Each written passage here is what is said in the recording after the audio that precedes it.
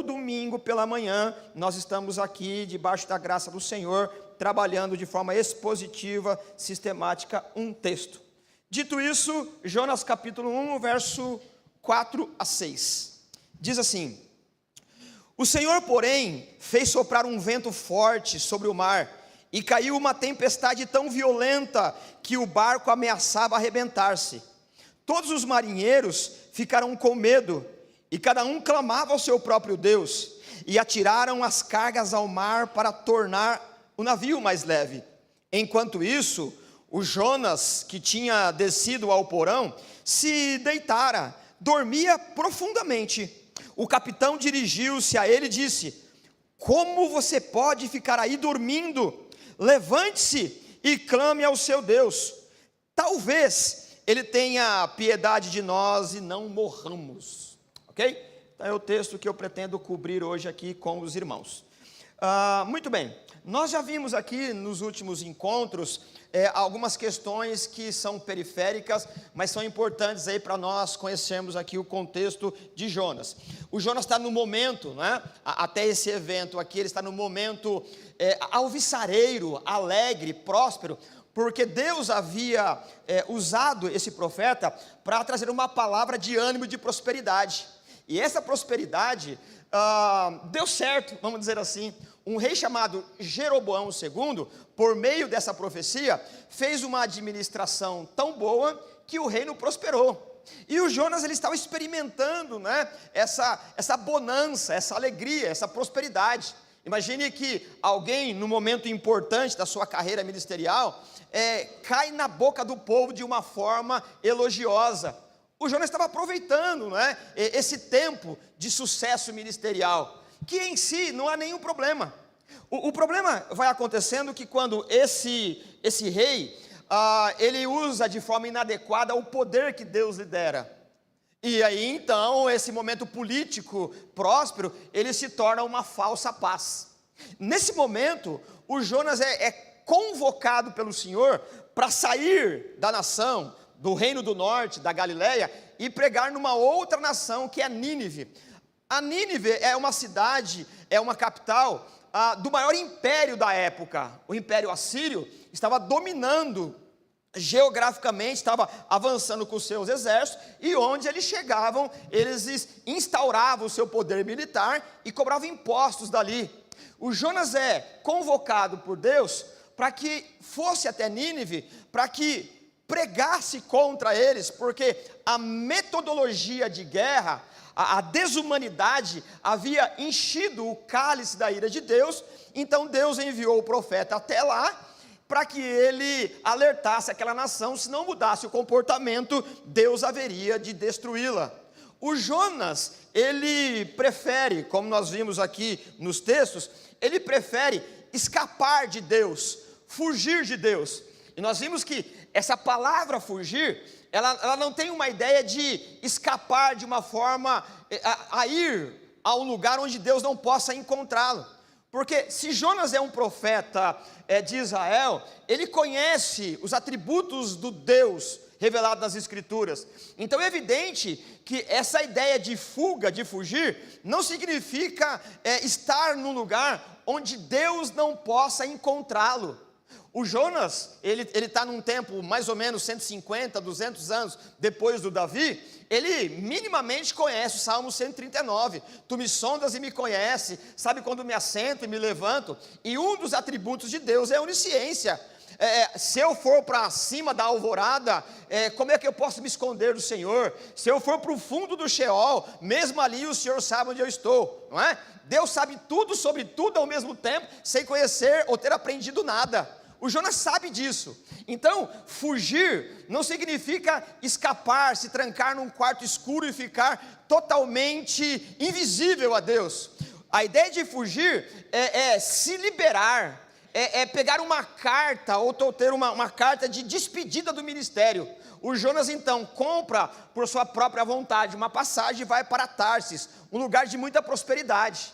E essa ideia ela é muito explícita, mostrando que o Jonas, ele prefere desobedecer a Deus, não indo a Nínive, para começar a vida em Tarsis, lugar muito próspero.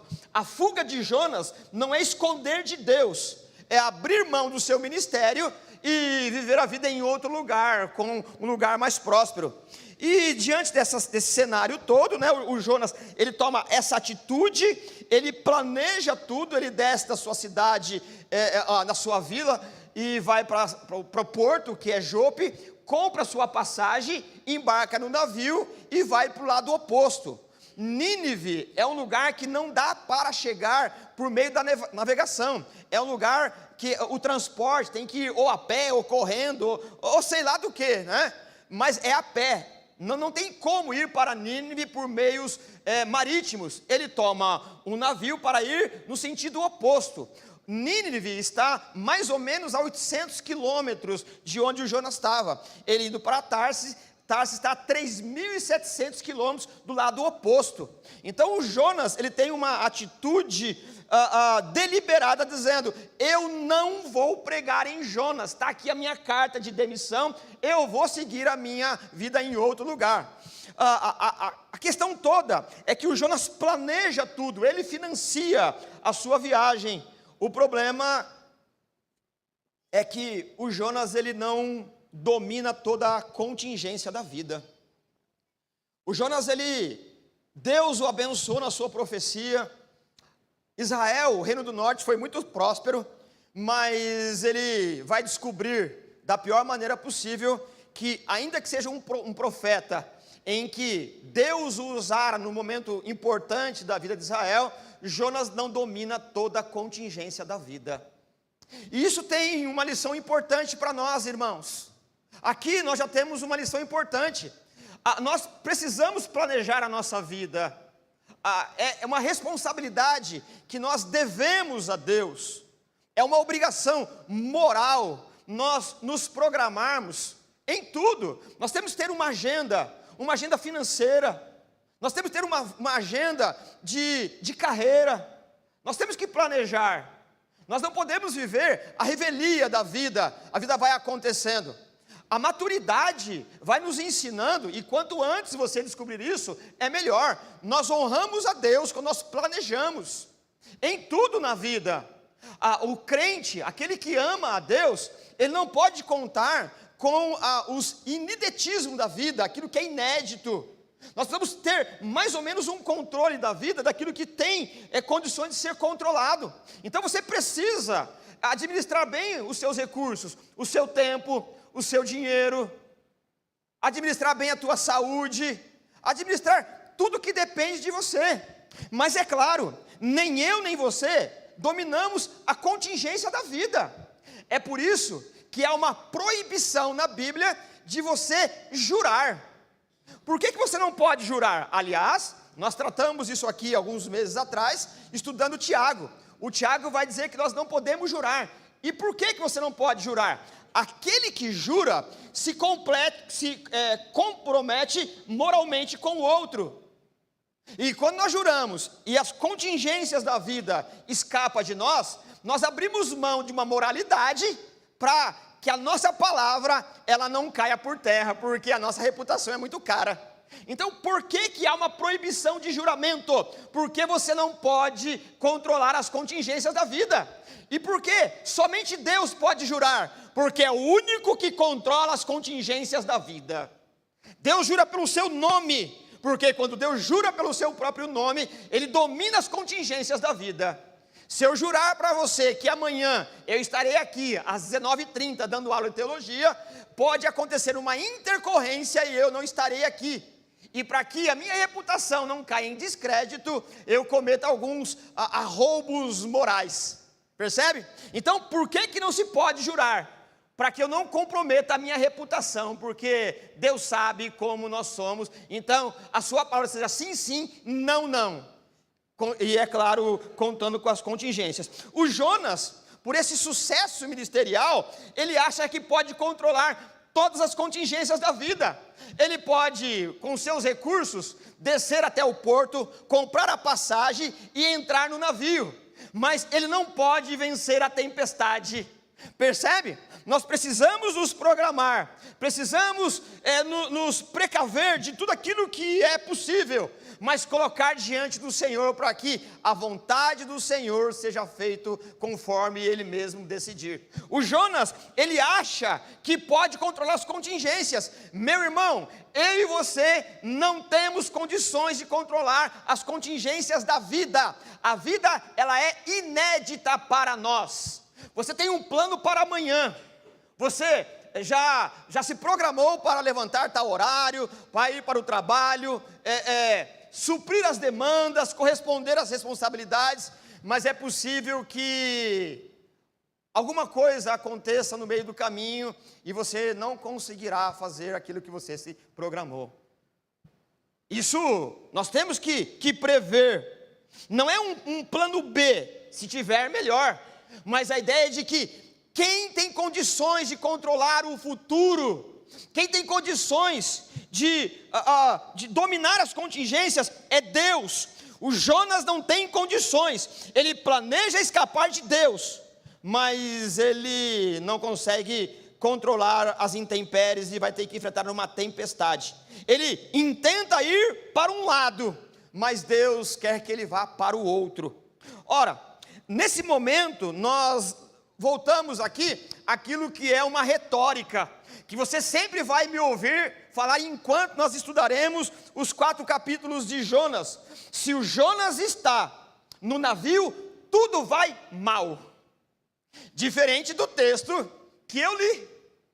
Lembra? Marcos capítulo 4, os discípulos estão no barco, numa embarcação, e tudo vai bem.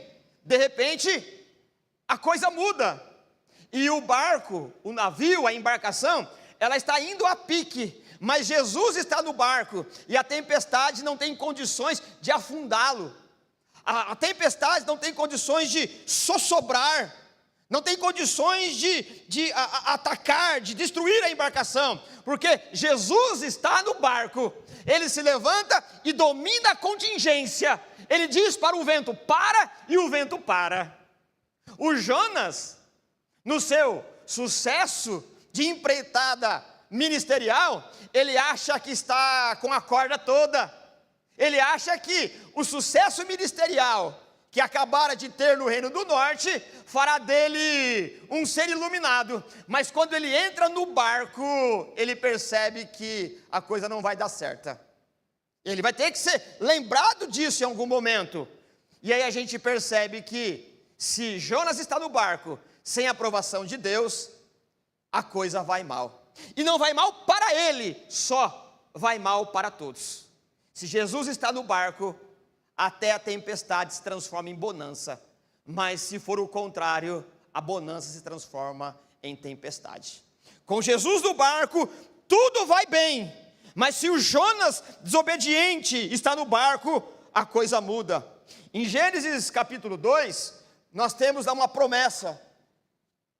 Deus diz para Abraão, se tu uma bênção, a partir de Abraão, essa nação, a semente, a família, a linhagem de Abraão, deveria ser uma bênção para todas as famílias, como foi, por meio dessa família, recebemos Jesus, e então estamos aqui gozando do júbilo da salvação, mas nesse momento, o Jonas que deveria ser uma bênção para outras nações, para os tripulantes pagãos daquela embarcação, ele se comporta de tal maneira que aquele povo que deveria ser abençoado por meio da bênção de Abraão, está sofrendo uma intempérie por conta da desobediência. Se Jonas está no barco, se nós tomamos um barco que não está de acordo com a moral de Deus, se nós estamos numa embarcação, a revelia da vontade de Deus, seja ela ministerial, profissional, a coisa não vai bem. Quantas vezes, meus irmãos, nós estamos no barco errado, na embarcação errado, e toda a tripulação sofre, porque nós estamos à revelia da vontade de Deus. É possível que famílias estão sofrendo hoje, departamentos na empresa, departamentos e ministérios na igreja, estão indo a pique, porque você está na embarcação errada, que o Espírito de Deus, com tua graça e misericórdia, nos ilumine a consciência, para que nós venhamos desembarcar daquele lugar que Deus não nos chamou, para que tomamos o lugar certo, o navio certo, para irmos para um porto seguro, e todos aqueles que estiverem conosco também naveguem em mares tranquilos. O Jonas, ele deveria ser uma bênção, mas nesse momento não é. E o verso 4, depois dessa contingência que nós retomamos aqui, o texto diz: o Jonas foi para Jope, e ele então embarca, compra a passagem e embarca.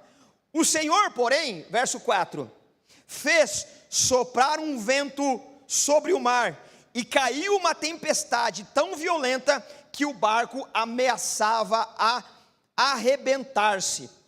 Essa palavra que aparece aí, o Senhor fez soprar um vento forte, a construção gramatical, ela sugere uma agitação muito forte.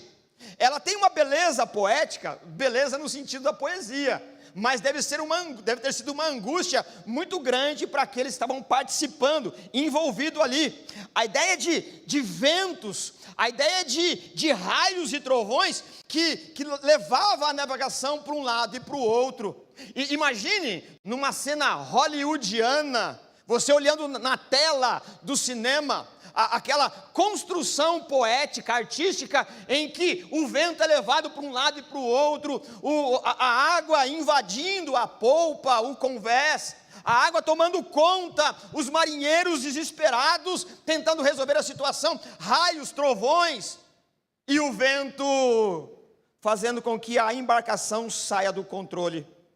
E o texto, ele diz que essa tempestade, ela não é de ordem natural, ela não é uma tempestade climática, previsível, como pode acontecer.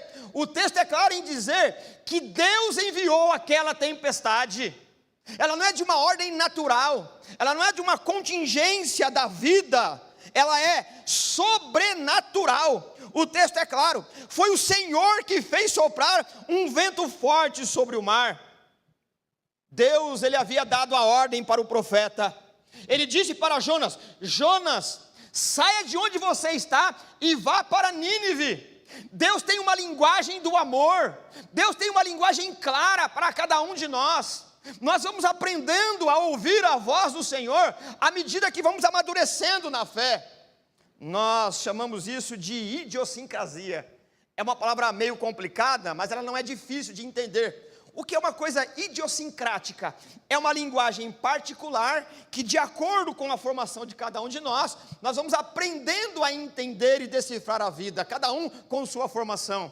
A maneira em que você ouve Deus, a maneira que você interpreta Deus, a maneira que você interpreta a vida, ela está totalmente organizada com a sua formação. O jeito que você viveu, aprendeu, as questões da vida que foram te formando, vai te dando uma sensibilidade particular. E a linguagem do amor de Deus, ela vai sendo definida de uma maneira em que você entende. É mais ou menos assim: a linguagem do amor, só os amantes entendem. A linguagem do amor, só os amantes entendem. É mais ou menos assim: numa relação de amor, de um enamoramento do adolescente, ou qualquer fase da vida, aqueles que estão envolvidos no amor, sabe decifrar um olhar. Quando eles se olham, eles sabem que ali há uma importância romântica, há um interesse poético e romântico, na fisionomia, no gesto. A gente conhece, porque quem está envolvido, o casal que está envolvido, ele sabe que ali tem alguma coisa a mais do que a fisionomia. O que eu quero dizer com isso é que, à medida que nós vamos vivendo com o Senhor, essa linguagem do amor, ela é particular. Nessa relação entre o casal, a fisionomia, o gesto, a atitude, o som da música, de uma música específica, o cheiro de um perfume, o gosto de uma refeição, ela vai criando no casal alguma coisa particular. Agora, quem está fora não consegue interpretar o jogo do amor. Não é assim? Aliás, quando tem duas pessoas enamoradas, totalmente arrebatadas pela paixão, quem está de fora fala, nossa, que negócio meloso. A gente não faz assim? Nossa, eu também era assim, a gente pensa, né? Porque para a gente não tem significado. Para a gente que não está envolvido no jogo do amor, a linguagem do amor, ela não tem sentido. O que eu quero dizer é que, à medida que você vai tendo experiência com o Senhor, Deus tem uma linguagem do amor específica, que você entende. E o Jonas, Deus usa o Jonas, e no primeiro momento, quando Deus disse, prega, profetiza para o reino do norte, na linguagem do amor, do profeta, e do Deus do profeta, ele profetiza com entusiasmo. Mas agora, o Jonas, ele perdeu um pouco, digamos assim, dessa relação do amor, porque talvez a fama o tenha entorpecido. O primeiro amor talvez tenha barateado. A fama da prosperidade do profeta, da sua profecia registrada, talvez o tenha seduzido de tal maneira, que ele passou a amar mais as pompas, as plumas e paetês do aplauso, da prosperidade, do que o próprio Senhor. E Deus diz para ele, Jonas, agora você sai daqui e prega em Nínive. O Jonas não ouviu, mas o amor de Deus tem outras linguagens. Deus que falou de uma forma audível, em que o profeta já conhecia essa linguagem do amor de Deus, Deus agora vai falar de uma outra maneira. Deus tem diversas maneiras para falar conosco, e agora Deus usa o clima, Deus usa o vento, a tempestade para falar. Deus muda a linguagem no curso da vida. E quantas vezes as tempestades que vão surgindo em nossas vidas, nada mais é do que o amor de Deus gritando para que nós possamos olhar para o primeiro amor, para os primeiros dias em que nós estávamos apaixonados por essa relação.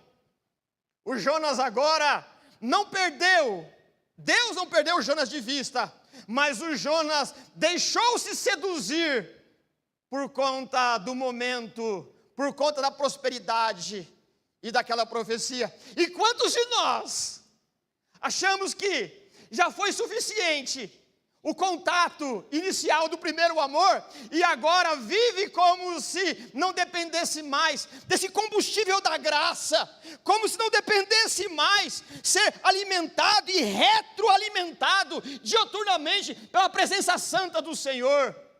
Agora está vivendo num momento profissional, um momento emocional, melhor do que antes, ministerial, e agora não dá mais ouvido para o amante das nossas almas, e esqueceu e abandonou, como se Deus fosse um objeto descartado, deixado no porão da existência, trancado a 7 chaves, e quando precisar eu volto aí e peço conselho, como se Deus fosse uma lâmpada mágica, que nós o consultemos todas as vezes que for necessário, mas Deus tem uma linguagem para nos trazer para perto dEle. E a tempestade que ocorre ocasionalmente na nossa vida, não é uma ira ciumenta de Deus, é a expressão do amor de Deus, que não quer nos perder de vista, e Deus manda as tempestades, para que possamos voltar para a lembrança, e o desfrute do primeiro amor. Benditas são as tempestades enviadas por Deus. Não é expressão de um Deus ciumento, mas é a maneira que Deus nos traz para perto dele. Eu fico imaginando no texto que nós lemos em Marcos capítulo 2, quando nós lemos o texto, e tudo está indo muito bem, tudo está indo de vento em polpa, e de repente a tempestade os assalta, e tudo parece que vai se perder no mar da Galileia, no lago de Cafarnaum, e de repente Jesus é acordado, e ele faz com que o mar se acalme, as águas se acalmem. Meus irmãos, eu quase que sinto inveja. Eu digo quase para não ficar muito feio, porque eu sinto inveja, irmãos. E qual é a minha inveja aqui? Como deve ser maravilhoso você, num tempo de angústia, a ponto de perder a vida. Aí você deve estar pensando, uma pessoa pensar que é um tempo de bênção, um tempo de desfrute espiritual, passar por isso, ou ele é maluco, ou alguma coisa importante deve vir daí. Eu não estou falando a tempestade, porque ela arrebata, ela nos sequestra a capacidade de pensar, mas como deve ter sido bom ouvir Jesus se levantando e dizer: ô vento, para, mar, se aquieta. Irmãos, como dá uma vontade de ter estado ali, não por conta do medo que enfrenta primeiro, mas por conta da experiência de ver o homem, o Salvador, conversando, dando ordem para o vento, e o vento parando. Que júbilo na alma, que gozo do Espírito, que edificação na vida, quando o Senhor acalma as tempestades. Muitas das tempestades que somos levados, é a mão santa do Senhor, para que possamos, no meio da tempestade da vida, ter uma experiência jubilosa com o Senhor. Melhor do que navegar em águas tranquilas, é ouvir a voz de Deus dizendo: acalma-te, mar. Bendito é aquele que já ouviu, em meio às turbulências da vida. Bendito, jubiloso, glorioso é o momento em que nós estamos enfrentando o vale da sombra da morte, os turbilhões da vida, e o Senhor se levanta com amor e acalma a tempestade. Benditos são os momentos de tribulação, quando nós conhecemos o poder, a graça e a misericórdia do Senhor. E eu queria te dizer que você não passará incólume nessa vida. Se você, de fato, conheceu o Evangelho, Deus vai te empurrar em algum momento, se já não fez, para um tempo de angústia. Mas não é para te abandonar lá, mas para que você seja experimentado e cheio do amor do Senhor. Bendito é o amor do Senhor, que nos dá a oportunidade de passar pelo vale da sombra da morte, para que lá conheçamos o poder, a graça, a misericórdia do Senhor. A vida que estamos caminhando para a eternidade, ela não será uma vida de bonança completa, no sentido de uma visão horizontal. Deus muitas vezes nos empurra para o dia da aflição, para que ali você conheça quem é o seu Senhor. Não há outro didatismo do Senhor. Deus escolheu dias difíceis para que nós possamos ser fortalecidos na fé. Nunca se esqueça disso. Confessar o Jesus como Senhor não quer dizer que você está numa bolha, protegido hermeticamente de todas as dificuldades. Quer dizer que você vai passar por muitas dificuldades, mas com dignidade e jubilando de alegria, porque o Senhor está no barco. Cuidado para que você não seja o Jonas, e aí você tem que ser jogado nas profundezas. Mas quanta beleza há em passar por tribulação, porque é no meio da tribulação que nós conhecemos aquele que tem domínio sobre o clima, sobre o vento, sobre a água perturbada, sobre o luto, sobre a crise financeira, sobre a doença, sobre tudo e sobre todos. Nós temos um Senhor que domina e nos levará triunfante para o porto seguro da eternidade. Nós cantávamos outrora um hino mais ou menos assim: os espinhos tantos são remédios santos para nos curar. Nós perdemos a capacidade de nos regozijarmos nas dificuldades. Nós perdemos a capacidade, por meio de um discurso humanista, antropocêntrico, em que deixa Deus de lado, de vislumbrar o poder de Deus no meio da tormenta. É no meio da tormenta que nós conhecemos o poder do Senhor, a graça do Senhor. Benditos são os momentos de crise da nossa vida, porque é ali que nós nos fortalecemos na fé. Que beleza, irmãos, que beleza, que alegria, quando o mar da vida quer nos sufocar, e vem o Senhor caminhando sobre ele, e nos agarra com amor. Que abraço santo, que gozo na alma, ser socorrido pelo bendito Deus encarnado. Nós somos rebeldes, nós desistimos de Deus, Nós somos seduzidos e entorpecidos pela fama, mas Deus que decidiu nos amar, nos amará até o fim. O vento está soprando, e Deus agora está mudando a linguagem para o profeta. Antes ele disse de forma audível para ele, agora ele fala por meio do clima. A tempestade, como nós percebemos no texto, ela não foi de ordem natural. A tempestade, o vento, ela faz parte do arsenal de Deus. Deus mesmo diz: eu sou o Senhor dos exércitos. Todos os exércitos, as constelações das estrelas, os exércitos do inferno, do céu, a ONU reunida, os animais, tudo está sob a ordem daquele que domina sobre todas as coisas. E a Bíblia nos convida no Salmo 91 para descansar à sombra do Onipotente. Bendita é a sombra do Onipotente. É uma sombra que nos absorve, não é uma sombra ilusória que apenas nos protege da torridez do sol, do calor do sol, da angústia de um dia de calor. Essa sombra nos absorve, não apenas para diminuir o cansaço e a fadiga, essa sombra nos absorve para nos guardar, para nos proteger no dia mais difícil. Bendito é aquele que descansa à sombra do Onipotente. O vento é o exército de Deus. Deus governa sobre tudo. O vento é dele, a água é dele, o trovão é dele, o terremoto é dele. Tudo é dele. E nada escapa à sua vontade. Nada escapa. Deus mandou essa tempestade. Foi Deus que colocou essa tempestade no caminho de Jonas. Porque tempestades são pedagógicas. Deus tem uma pedagogia para cada um de nós. E os tempos de crise são pedagógicos. É o grande mestre ensinando o pueril aluno, o infantil aluno, o imaturo aluno a confiar no mestre.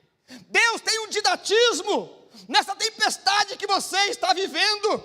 Deus tem uma maneira prática de te ensinar. Você não está largado no meio da tempestade. Deus está te ensinando. Deus é pedagógico, o amor é pedagógico, o amor é acolhedor, e Deus não nos abandona. Deus não nos abandona. É a ignorância de um profeta. É um profeta imaturo. É um profeta que se pauta apenas num evento da sua vida, que quer gerenciar de uma outra maneira, num outro curso na vida. Mas Deus está pronto a agarrá-lo de volta e trazer para o caminho que ele deve ser corrido. Tempestade na vida de Jonas foi pedagógica. A tempestade significa que Deus está falando por meio da sua palavra. Aliás, a tempestade significa que Deus até aquele momento falou por meio da sua palavra, mas agora fala por meio da tempestade. E quantas vezes, meus irmãos, nós ouvimos o texto bíblico numa pregação, lemos o texto bíblico, somos exortados, e os nossos ouvidos estão agravados e não ouvem mais. Deus não nos abandona a nossa própria ignorância. Deus escolhe uma outra maneira. O chefe das nossas almas, o Senhor do nosso destino, Ele tem uma outra linguagem. Deus escolhe falar por meio da tempestade. E Deus é eficaz naquilo que Ele se propõe a fazer. A tempestade significa que, porque não ouvimos a palavra de Deus, porque não cremos, não aplicamos a palavra de Deus, Deus ele muda a linguagem, sem deixar de mudar o amor. Deus é o único que muda os meios, sem mudar a finalidade. Deus é o único que pode mudar o caminho, sem mudar a finalidade. Nós, quando mudamos o caminho, mudamos os propósitos. Deus não perde de vista. Deus não perde o curso da história. Deus tem o domínio do começo ao fim. Ele é o alfa e o ômega. Correr de Deus não é uma boa coisa. Mas se esse é o caminho que escolhemos, vamos encontrar algumas dificuldades, e no fim nós saberemos que foi Deus que soprou com o hálito santo, para que possamos, de novo, confiar na graça provedora do Senhor. A tempestade que você está passando, que nós passamos, ela é pedagógica. Ela é pedagógica. Que o Senhor nos ajude a aprender em cada momento da vida. O texto diz que o navio, ele ameaçava se arrebentar. E como eu disse, a construção do texto, ela tem uma ideia, a frase, ela tem uma ideia de que, à medida que ele era balançado para lá e para cá, havia ruídos de tábuas rachando. No texto traduzido aqui, a gente não consegue perceber isso, mas imagine o cenário. Aquela embarcação, ela está envolvida naquele furor, na monstruosidade das águas, o volume de águas que quer absorver, porque o texto diz, foi o Senhor que soprou um vento forte sobre o mar, e caiu uma tempestade tão violenta que o barco ameaçava arrebentar. A ideia é de que as tábuas, elas iam crepitando, aquele barulho de rachar. Imagine o desespero de quem está na embarcação. Essas tábuas rachando com o impacto da água, das ondas. O texto enfatiza que tudo está sob o domínio de Deus. O mar, o navio, os marinheiros. Ainda que apavorados, Deus está no controle da situação. Deus não olha a história na perspectiva da horizontal. Deus, Ele olha de cima, da vertical. Deus é o único que sabe o começo e o fim de todas as coisas. Tanto que João, inspirado, diz que o Cordeiro de Deus morreu por nós antes da fundação do mundo. Quando você nem ainda existia, não existia terra, planeta, estrelas, nem você tinha pecado, Deus já havia resolvido o problema do pecado. Eu me lembro de um hino que romanticamente, entusiasticamente nós cantávamos: se isso não for amor, o céu não é real. Se isso não for amor, o oceano secou, as estrelas não brilham mais. Se isso não for amor, as flores não exalam mais perfume. Isso é o amor. Deus providenciou a nossa salvação antes da fundação do mundo. É esse Deus que está conduzindo a embarcação da sua vida. É esse Deus que está no controle, está no leme, no timão, está no controle de tudo. Deus nos levará por Jesus ao porto seguro. Ainda que a embarcação esteja se arrebentando. Mas o texto enfatiza que, enquanto tudo isso está acontecendo, o verso 4, o verso 5 diz, eu vou ler o 4 e o 5. O Senhor, porém, fez soprar um vento forte sobre o mar, e caiu uma tempestade tão violenta que o barco estava a se arrebentar, ou arrebentar-se.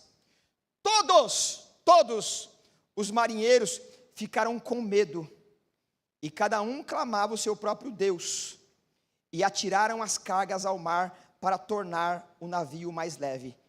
Enquanto isso, o Jonas, que tinha descido ao porão e se deitara, dormia profundamente. Vamos resolver essas questões aqui bem rapidinho aqui. Primeiro, mais uma vez temos que lembrar, se Jonas está no barco, do jeito que está, tudo vai mal. A palavra marinheiro que aparece aqui, ela literalmente, a expressão que aparece é homens salgados. Por quê? São gente que trabalha na água salgada. Então a gente vai lá e traduz lá marinheiro. Homens salgados.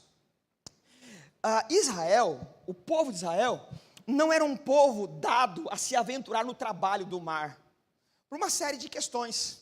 Trabalhava ali, né, naquela massa de água salgada em Cafarnaum, tem os pescadores ali, mas tem a contingência dali, porque tem uma questão de teologia, de religião, porque o marinheiro fica muito tempo fora da sua pátria. Aliás, o judeu também, ou o israelita nessa época, ele também não quer ter contato com o paganismo, então ficar muito tempo longe da sua pátria, vivendo aí de nação em nação, trabalhando como marinheiro, não é uma profissão muito adequada. Então o marinheiro, a profissão de marinheiro não é para os israelitas, eles têm uma outra profissão. Israel não é um povo que se aventura no mar. Agora, os marinheiros, eles tinham uma fama mundial. A ideia é de que os marinheiros, eles eram homens bons. É claro que toda regra tem exceção. Mas qual que era a fama de um marinheiro? Um marinheiro é um homem bom. Havia um ditado, mais ou menos assim: a maioria dos homens que são montadores de burros são perversos, enquanto a maioria dos montadores de camelos são homens dignos. Mas a maioria dos marinheiros são homens piedosos. E por que esse ditado? Justamente porque são as dificuldades da vida que nos tornam mais dependentes da nossa confissão de fé.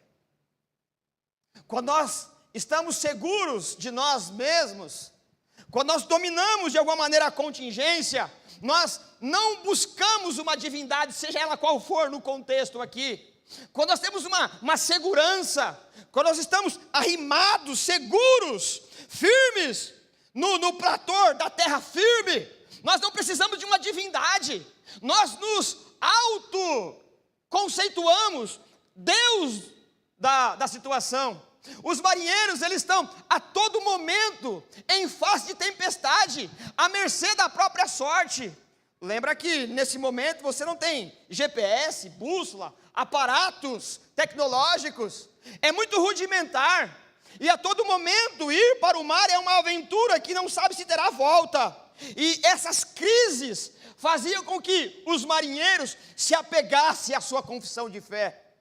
Um outro ditado da época era mais ou menos assim: quem deseja aprender a orar deve ir para o mar. Entende? O que nos leva a uma vida de oração, senão as tempestades? O que nos leva a orar, senão os dias de crise? O que nos leva a orar, a colocar diante de Deus, senão os dias de dificuldade?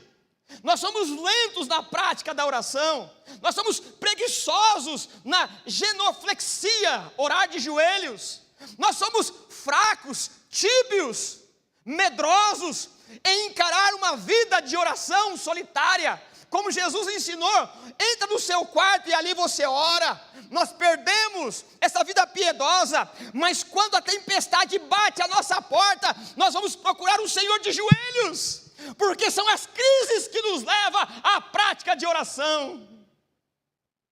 Por isso que um marinheiro era visto como alguém piedoso, e por enquanto nós estamos julgando a que Deus eles oram.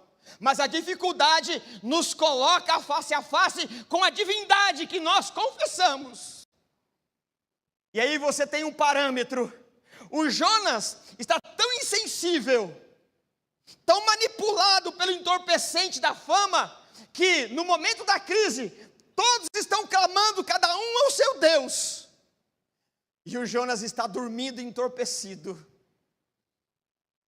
E esse é um outro problema. Esses marinheiros, eles estão colocados o tempo todo, diante da dificuldade. Por isso tem fama de serem piedosos. Irmãos, quando a vida está muito tranquila, quando nós dominamos e conseguimos mudar a vela que direciona as embarcações da nossa vida conforme o vento que está batendo, e temos domínio de uma certa contingência, nós vamos ficando preguiçosos na piedade. Quando a vida está indo muito certinha, tudo no controle, a gente precisa de Deus. Deixa Deus de escanteio, trancado no armário qualquer, numa caixinha de promessa qualquer. Fica aí, que se não der certo eu te chamo por aqui. Não é essa relação que se propõe.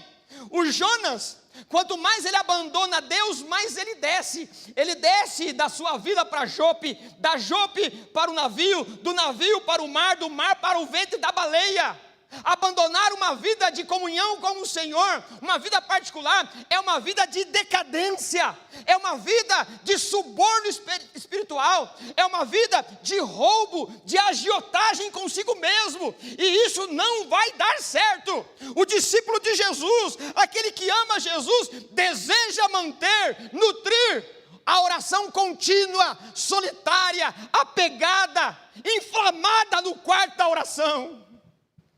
Que o Espírito de Deus nos traga esse fogo, essa paixão, esse gosto de estar com o Senhor. Nós vivemos num mundo em que o tempo de comunhão com o Senhor não sobra. É muita correria, é muita demanda, é muita coisa para se organizar. E o fogo da comunhão com o Senhor vai se apagando. O Espírito de Deus vai perdendo espaço por conta da nossa letargia, da nossa inanição pelas coisas correspondentes à nossa comunhão com o Senhor.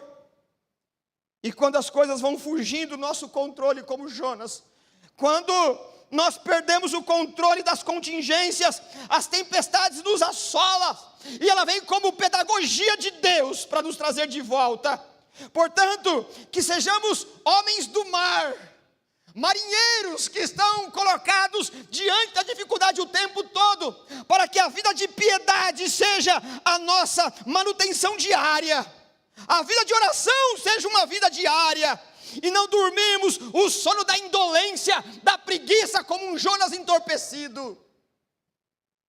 A tradição ensinava que naquele barco havia mais de 70 homens, cada um clamando ao seu Deus.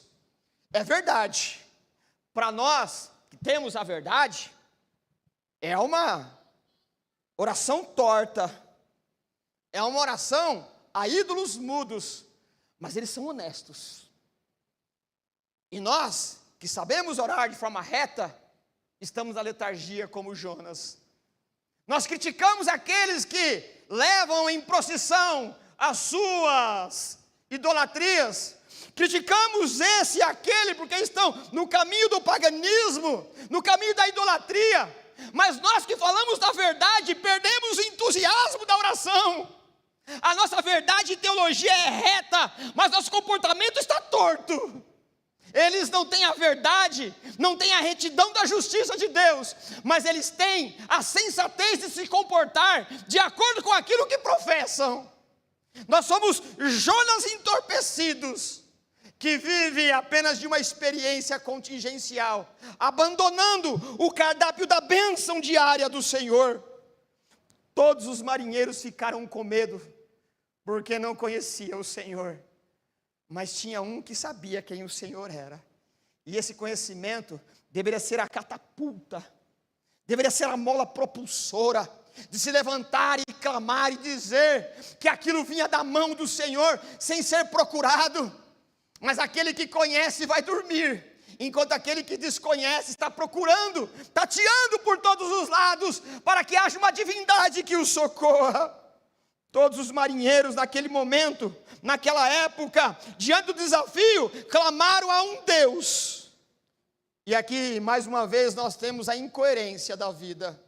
Marinheiros pagãos são mais sensíveis aos sinais do tempo do que crente que confessa Jesus. Uma incoerência. Nós temos a teologia certa, a doutrina certa, mas a atitude errada. Nós amamos muito mais aquilo que fazemos como ministério do que o prazer do culto de fazer aquilo que foi colocado em nossas mãos.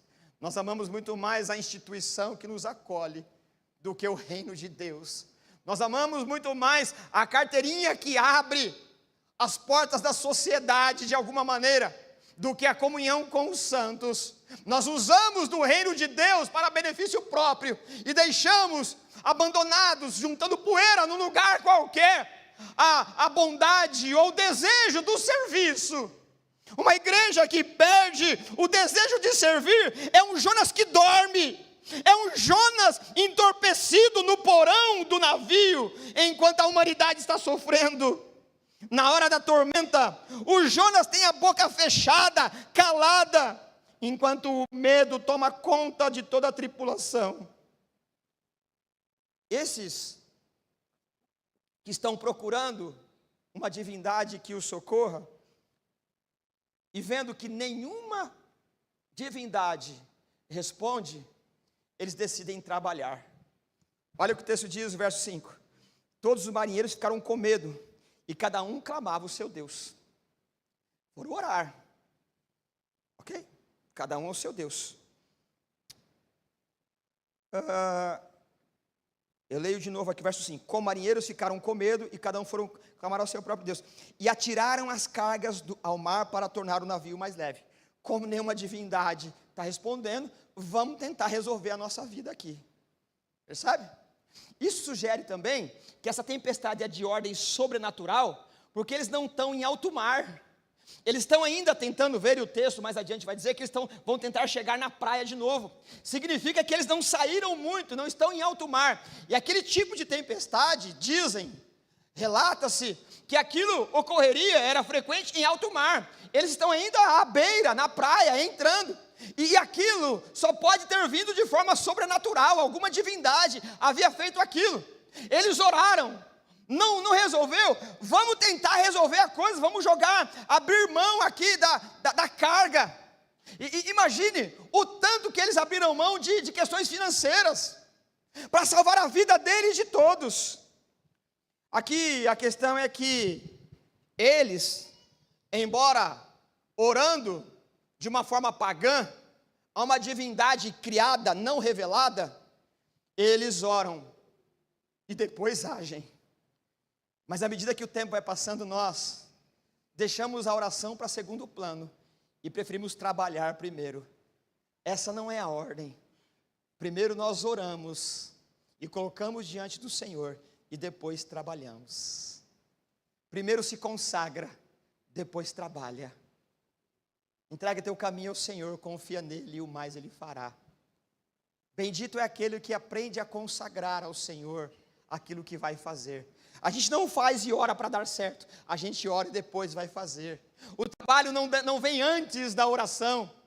O trabalho não deve vir antes de colocar a mão na massa. Primeiro se ora: Senhor, me abençoa que eu estou indo, me abençoa que eu vou para o trabalho, me abençoa que eu vou fazer isso, me abençoa que eu vou para aquilo. E esses pagãos que estão na página negra dos nossos diários, que são acusados por uma má teologia, eles primeiro dependem da divindade, e depois vão trabalhar para se livrar do problema. Mas nós invertemos, primeiro queremos resolver com as próprias mãos, e depois, se não der certo, nós oramos. A ordem está invertida. Primeiro se ora, primeiro se consagra, primeiro se clama a Deus e depois parte para o trabalho. Bendito é o dia em que foi consagrado ao Senhor, bendito é a lida, bendito é a operosidade que antes foi colocada diante do Senhor. É o Senhor que nos conduz em triunfo em todas as coisas, que possamos aprender a orar antes de agir. Esses que são pagãos estão nos ensinando a ordem exata e correta das coisas. Primeiro eles invocaram os deuses de forma torta, mas de forma piedosa. O Jonas, nem isso ele fez. A palavra que aparece aqui, o verso 6 diz assim: o capitão dirigiu, primeiro o texto diz, né, o final do verso 5, enquanto isso Jonas dormia. Isso mesmo, enquanto isso Jonas, que tinha descido ao porão, se deitara, dormia profundamente. A palavra que traduzimos aqui para dormir profundamente, ela tem uma ideia de que ele roncava, né? Para sugerir assim, ele estava dormindo mesmo, né? Aliás, né, o balanço do navio deveria sugerir, né, o balanço de um berço, de uma criança. Ele estava lá dormindo. Você diz assim: Deus está no controle de todas as coisas. Ele tem uma teologia certa, ele não está errado, mas a atitude está errada. As pessoas estão perecendo por ele. Deus entregou o ministério na tua mão. O primeiro ministério é proclamar com alegria a salvação em Cristo. Agregado, atrelado a isso, é provável que você tenha um ministério específico. mas muitos estão dormindo o sono da indolência. Colocou a mão no arado e abandonou. Aquele que coloca a mão no arado não pode olhar para trás. Não pode olhar para trás. Tem que continuar trabalhando na seara do mestre, pregando o evangelho, exercendo o seu ministério de cuidado, de amor, de ensino, de louvor, de adoração. O ministério de cada crente é promover o encontro do pecador com um Deus santo que salva. Esse não é um ministério exclusivo para um ou outro, é o ministério santo que Deus entregou a toda testemunha que confessa Jesus como Senhor. Não podemos dormir. O verso 6 então diz: o capitão dirigiu-se a ele, ao Jonas: como você pode ficar aí dormindo? A ideia é: ô dorminhoco, ô Jonas, deixa de dormir. E o texto diz, o marinheiro diz: levanta e clame ao seu Deus. E essa é a expressão que aparece pelo menos pela terceira vez, porque Deus já havia dito por Jonas: levanta e vai lá e clama, levanta e clama. Ele não ouviu Deus, teve que ouvir um pagão dizendo: levanta e clama o seu Deus. Irmãos, Deus sabe falar no tom da voz de quem Ele escolher. Deus fala com os maneirismos de qualquer cultura, que tenhamos a sensibilidade de ouvir o sussurro da graça, o exortar do soberano Senhor, e entender que muitas vezes o que sai é o som da garganta de um homem, de uma mulher, mas quantas vezes aquele som, aquele sussurro, aquela voz retumbante é a voz do Senhor. Que Deus nos dê a sensibilidade de discernir a voz do Senhor, independente de onde ela venha.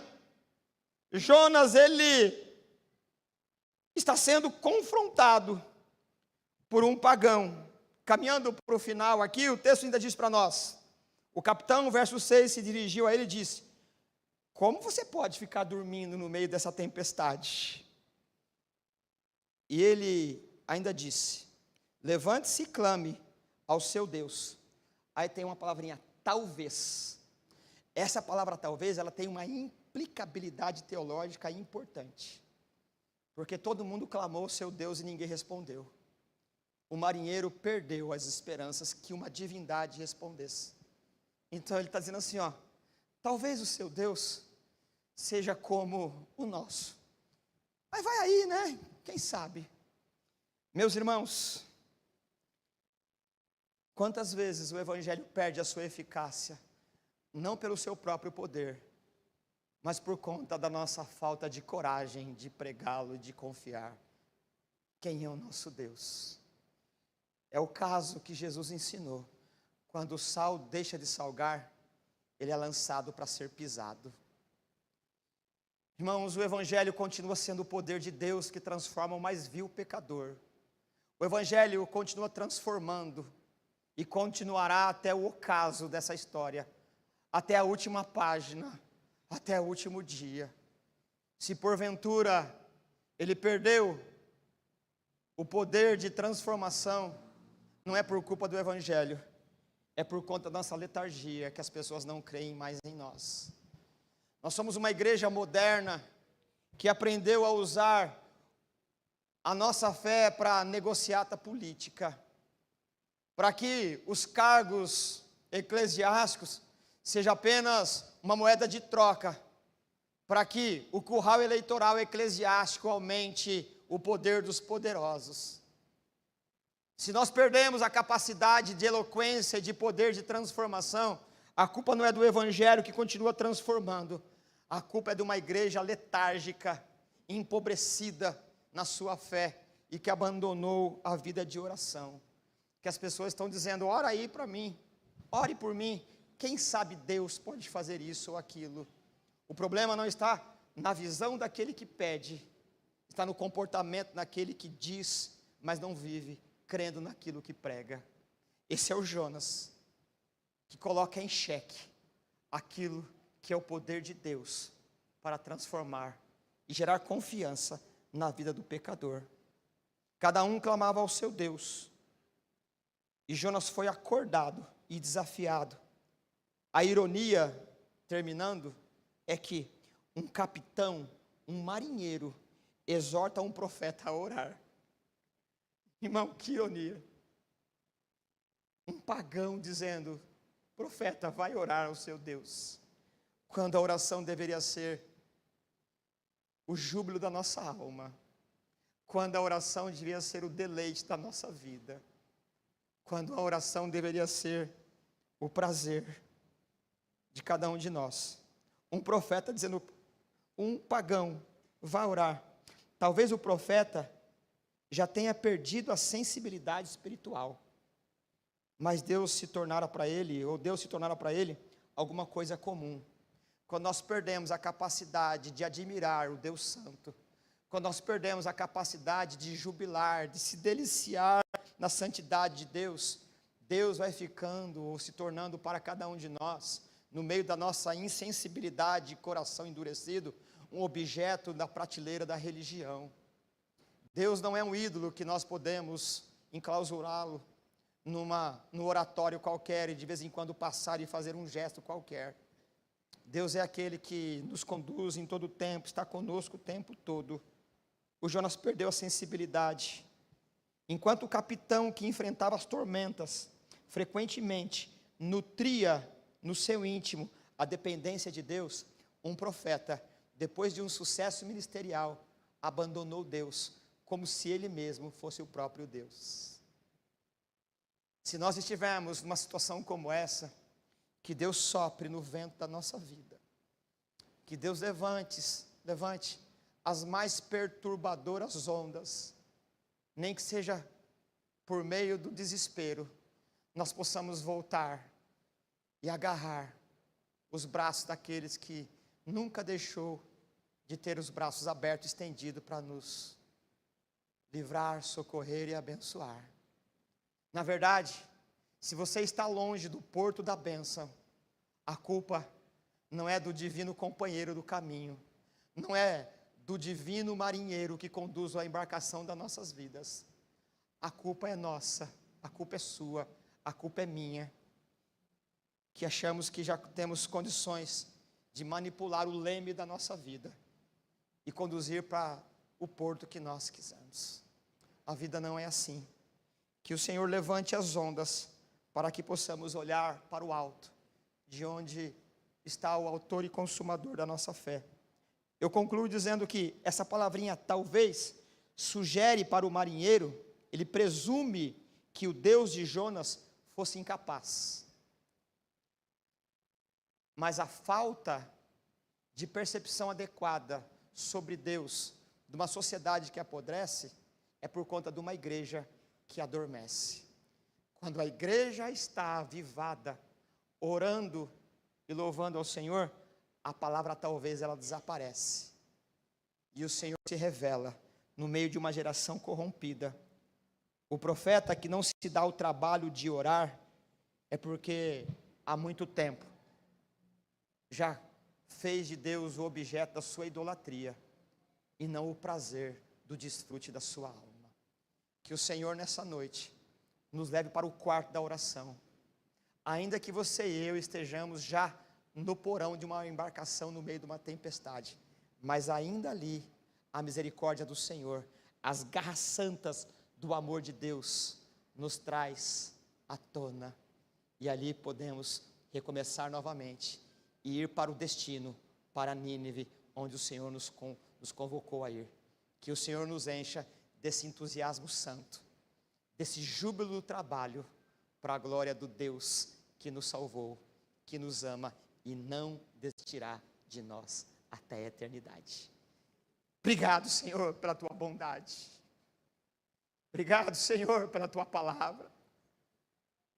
Obrigado, Senhor, pela embarcação das nossas vidas. Mesmo muitas vezes, Senhor, nós somos o motivo da tempestade. Até essa tempestade, ela é motivo e revelação da tua graça.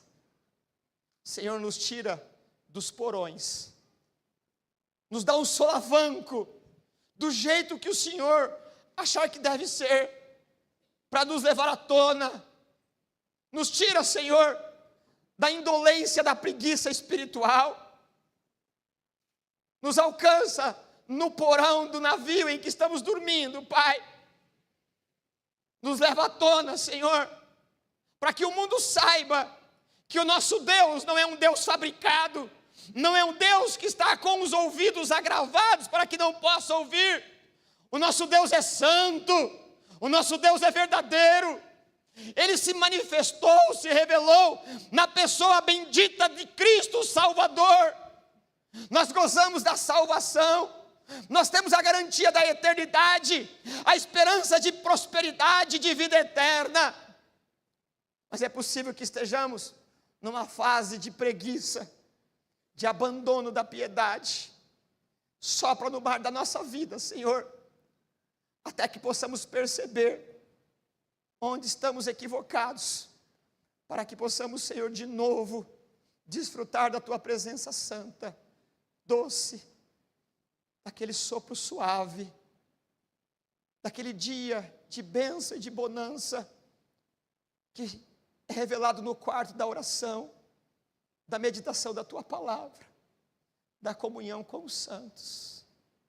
Bendito é o Senhor, bendito é o Senhor, louvado é o Senhor.